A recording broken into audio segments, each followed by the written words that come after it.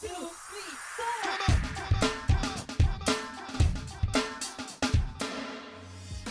All right, let's talk about making a good first impression.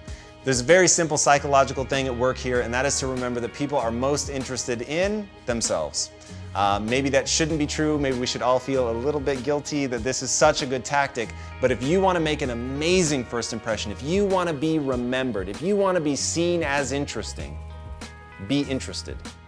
Be interested in the other person and find a really authentic place and an authentic way to connect with them. Like, figure out where are those areas of overlap, those things that they care about, that you care about, and dig in. I use my natural inquisitiveness, my desire to learn, and my belief that everybody has something to teach me, that in a new encounter, I'm not trying to get them to remember me. I'm not trying to make sure, hey, I've got 1 or 2 factoids about myself that I want them to know.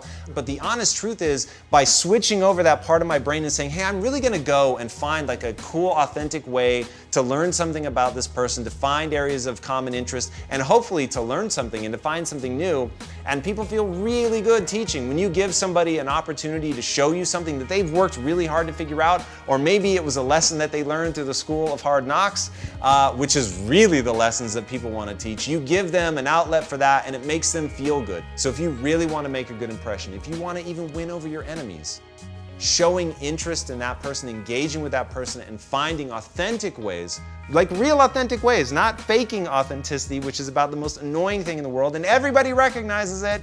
So don't try to fake your authenticity, but for real, find like a cool way for you guys to connect. Find something that would actually mean something to you. Ask a question where you actually care what the answer is and you're gonna be listening. And then one final thing, and this comes from Bill Clinton, man. Bill Clinton is notorious when he's at a party and he meets some random person.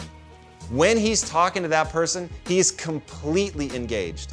He's not looking over their shoulder to see if somebody more important is at the party. He's right there with them. He's listening. He's paying attention. And he said it was his grandfather that taught him that his grandfather used to tell these stories to all the kids on the porch. But then after the story, he would quiz them to make sure they were paying attention. And Bill Clinton realized that paying close attention to what people are telling you really shows them that you care. And being able to remember their name, being able to remember the important parts of the story, being able to truly make them feel your presence because you're completely engaged in what they're telling you, makes people feel very special. And even though all of this is about them, it's leaving a lasting impression about you.